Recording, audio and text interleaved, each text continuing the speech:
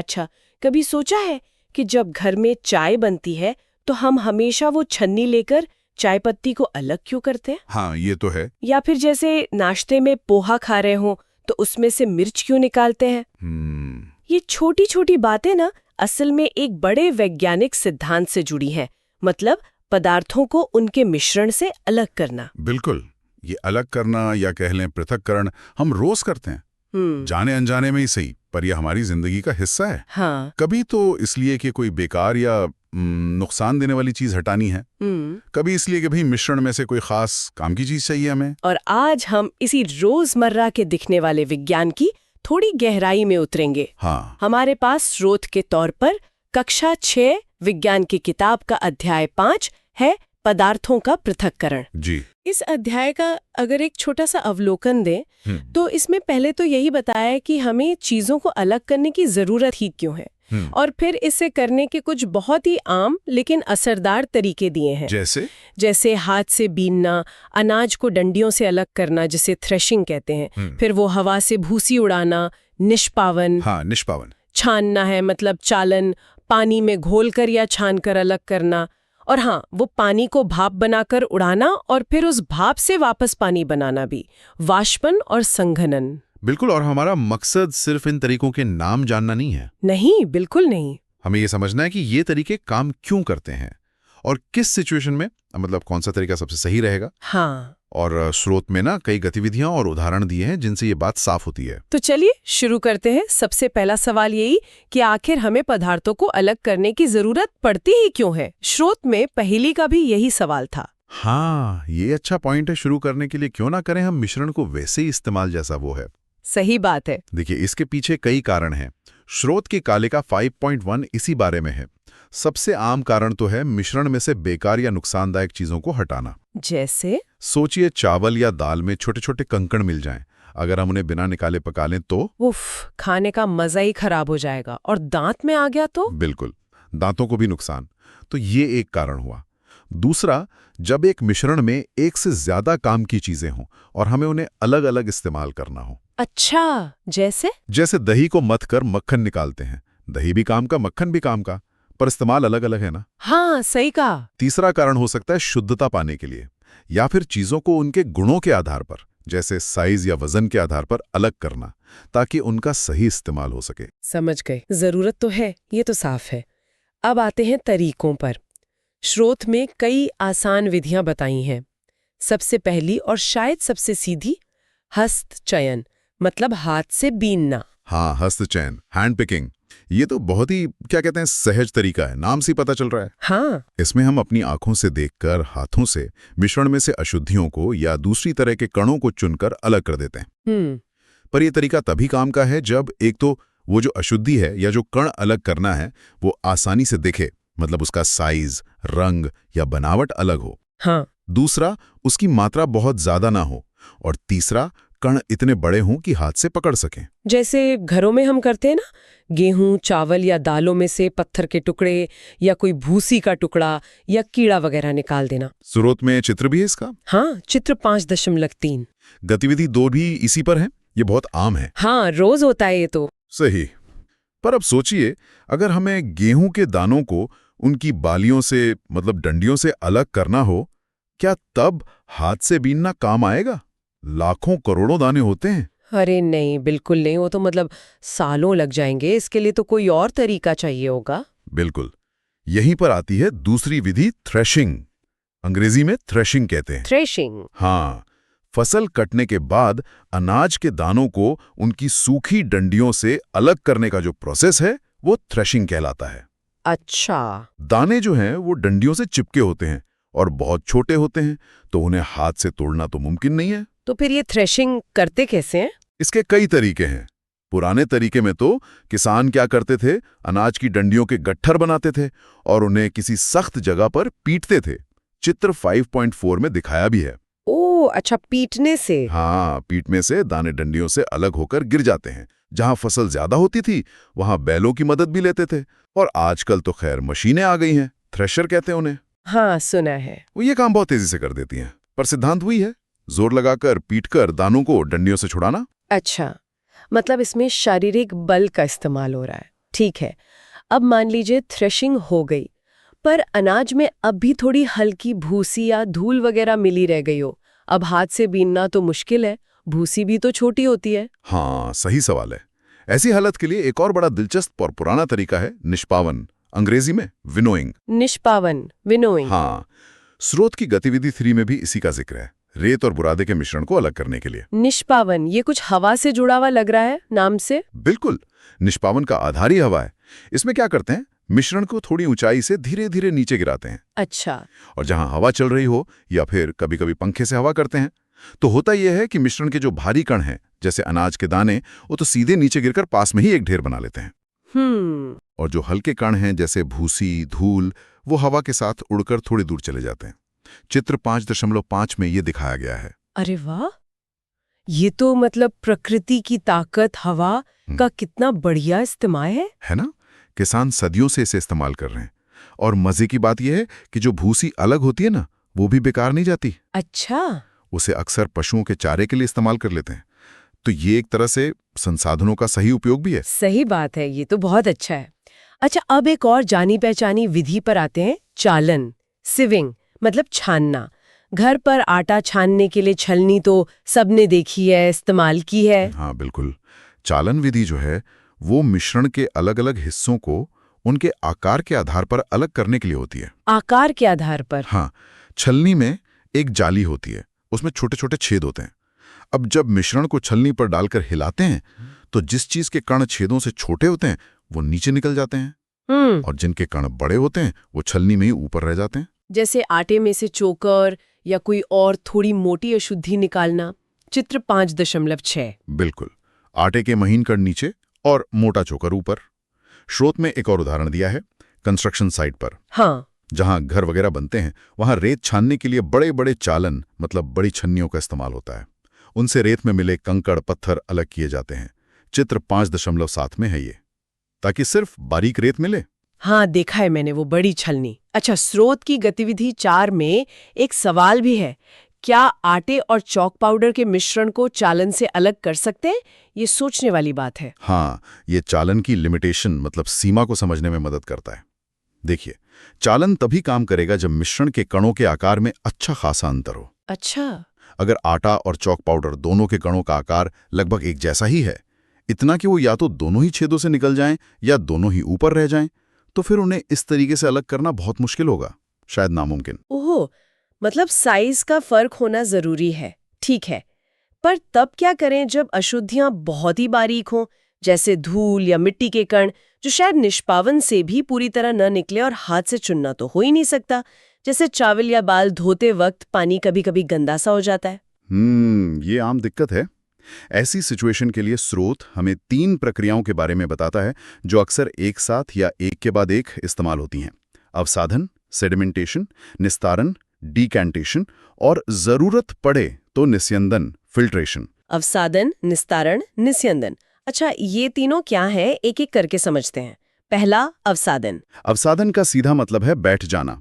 जब किसी मिश्रण में, खासकर किसी सॉलिड और लिक्विड के मिश्रण में, भारी कण ग्रेविटी की वजह से नीचे तल में बैठ जाते हैं तो उसे अवसादन कहते हैं। अच्छा। जैसे चावल या दाल में धूल मिली है, पानी डाला तो चावल भारी हैं, वो नीचे बैठ जाएंगे, जबकि हल्की धूल शायद पानी में तैरती रहे, तो चावल का नीचे बैठ जाना ही अवसादन है। ठीक है, और निस्तारण, ये नाम मैंने कम सुना है। निस्तारण अवसादन के बाद होता है जब भारी कण नीचे बैठ गए, अवसादन हो गया, तो ऊपर के लिक्विड को, मतलब पानी को, सावधानी से दूसरे बर्तन में निकाल लेना, बिना नीचे बैठे सॉलिड को हिलाए।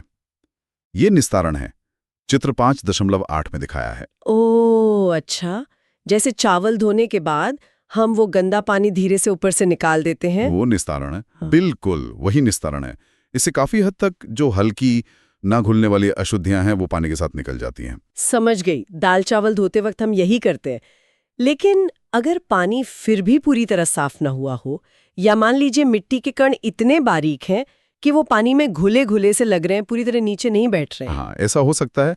यहीं पर जरूरत पड़ती है निस्यंदन की, यानी फिल्ट्रेशन की। फिल्ट्रेशन। हाँ, निस्यंदन में हम एक फिल्टर का इस्तेमाल करते हैं।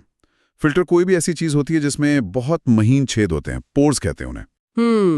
ये छेद इतने छोटे होते हैं कि वो ठोस कणों को, मतलब जो अघुलनशील अशुद्धियां हैं, उनको तो रोक लेते हैं, लेकिन लिक्विड को अपने में से गुजरने देते हैं। जैसे चाय की छन्नी। हाँ, चाय की छन्नी एक बहुत ही सिंपल फिल्टर है।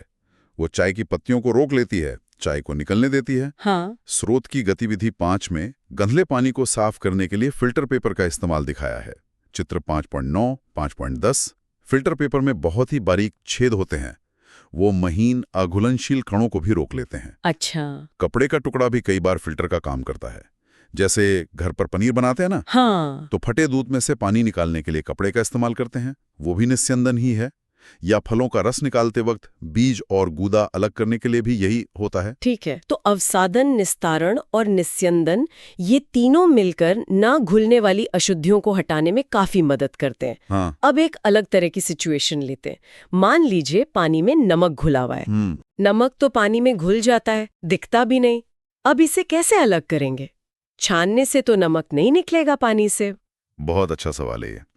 यहाँ हमें उन तरीकों पर जाना होगा जो पदार्थ की अवस्था बदलते हैं, मतलब स्टेट चेंज करते हैं। अवस्था बदलते हैं? हाँ, ऐसी सिचुएशन में जहां कोई सॉलिड चीज लिक्विड में पूरी तरह घुल गई हो, मतलब एक विलयन, एक सॉल्यूशन बन गया हो, उसे अलग करने के लिए वाष्पन विधि काम आती है, इवैपोरेशन। वाष्पन, इवैपोरेशन, मतलब भाप बनकर उड़ जाना। बिल्कुल। वाष्पन वो प्रक्रिया है जिसमें कोई लिक्विड आमतौर पर गर्म करने पर गैस यानी वाष्प में बदल जाता है। स्रोत की गतिविधि 6 में यही प्रयोग है, नमक मिले पानी को गर्म करना। चित्र 5.11।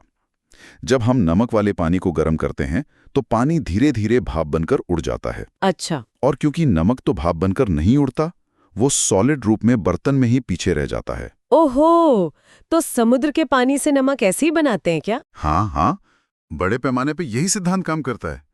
समुद्र के पानी को बड़े बड़े उथले गड्ढों में या क्यारियों में भर देते हैं। हाँ।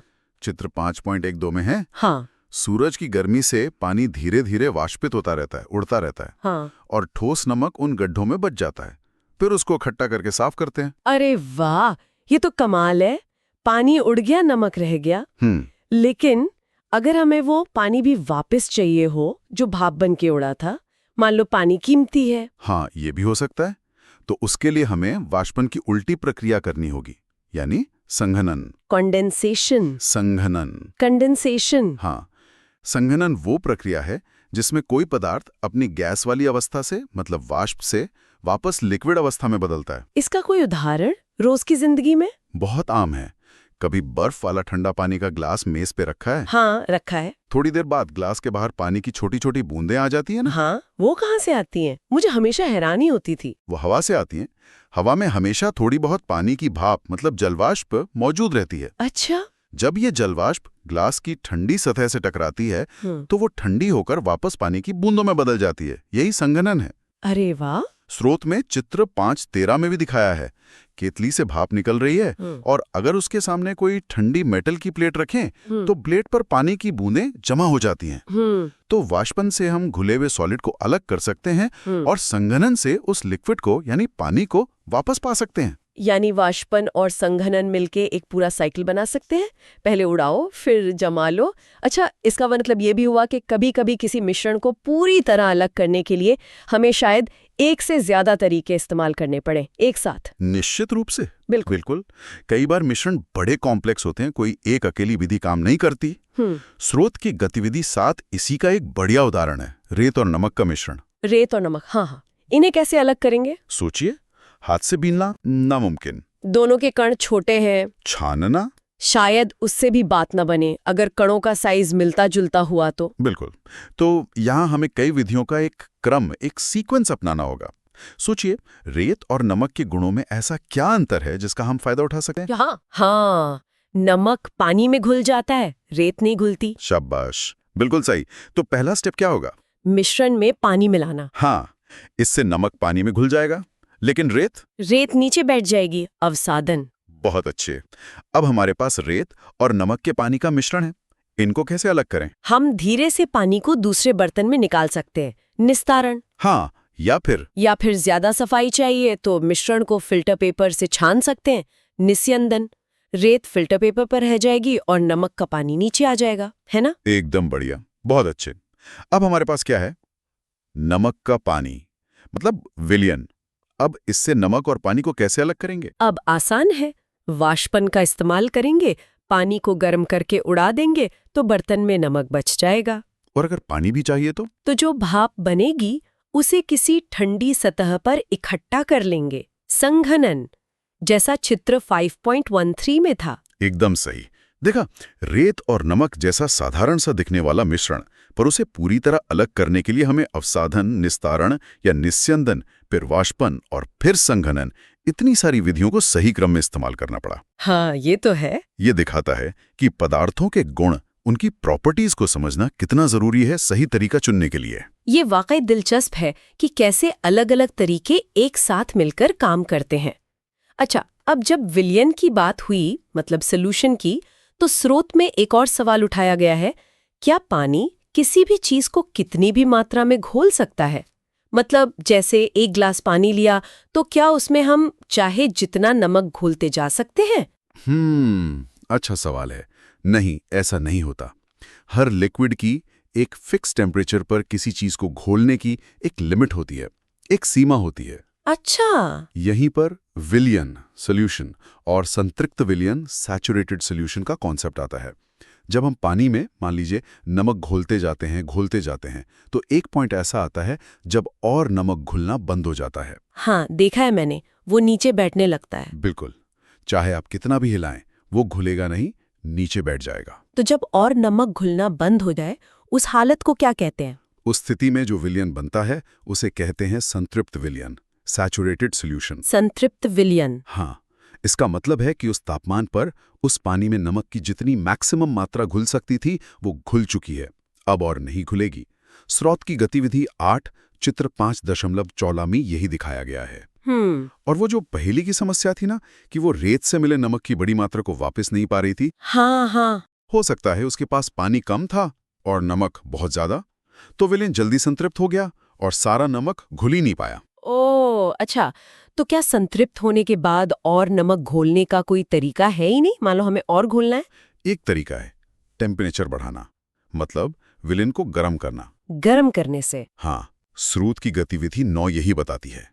अगर हम उस संतृप्त विलयन को लें जिसमें और नमक नहीं घुल रहा था और उसे गर्म करें, तो हम देखेंगे कि उसमें अब और नमक घोला जा सकता है। अरे वाह! ज्यादातर सॉलिड चीजों की घुलनशीलता, मतलब सॉल्युबिलिटी, तापमान बढ़ाने पर बढ़ जाती है। ओहो, मतलब गर्मी जो है वो घोलने की ताकत बढ़ा देती है। अच्छा, एक आखिरी सवाल इस पर, क्या पानी अलग-अलग चीजों की बराबर मात्रा घोलता है? मतलब क्या एक कप पानी में जितना नमक घुल सकता है उतनी ही चीनी भी घुल सकती है, या अलग-अलग होता है? ये भी एक जरूरी पॉइंट है। नहीं, बराबर नहीं घोलता। पानी या कोई भी सॉल्वेंट अलग अलग सब्सटेंस को, अलग अलग पदार्थों को अलग अलग मात्रा में घोलता है। अच्छा। नीलें और एक में नमक घोलें, दूसरे में चीनी, तब तक घोलें जब तक वो संतृप्त न हो जाएं। तो आप देखेंगे कि दोनों की घुलने वाली मात्रा शायद चम्मचों की गिनती में अलग अलग होगी। हर पदार्थ की पानी में अपनी एक खास घुलनशीलता होती है। तो कुल मिलाकर आज हमने पदार्थों को अलग करने के कई सारे बुनियादी लेकिन बहुत ज़रूरी तरीके समझे।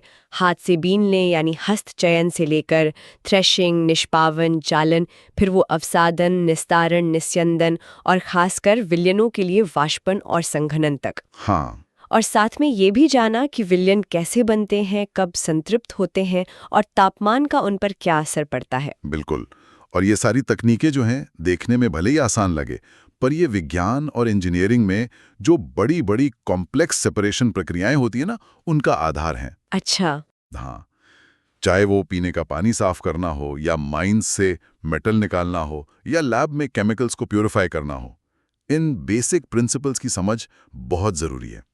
ये हमें सिखाती हैं कि कैसे चीज़ों के फिजिकल और केमिकल गुणों का इस्तेमाल करके हम मिक्सचर्स को उनके अलग अलग हिस्सों में बांट सकते हैं। वाकई रोज की चीजों में इतना सारा विज्ञान छिपा है, पता ही नहीं चलता। बिल्कुल। और अब जब हम ये अलग करने और घोलने की बात कर ही रहे हैं, तो जाते जाते एक सवाल श्रोताओं के लिए छोड़ जाते हैं।